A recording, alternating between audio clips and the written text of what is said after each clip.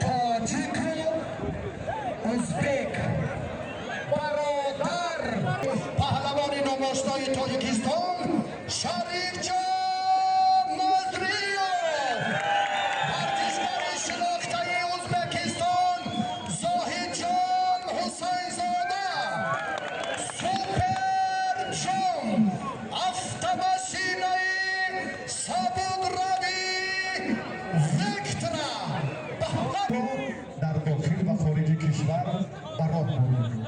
ارائه پیام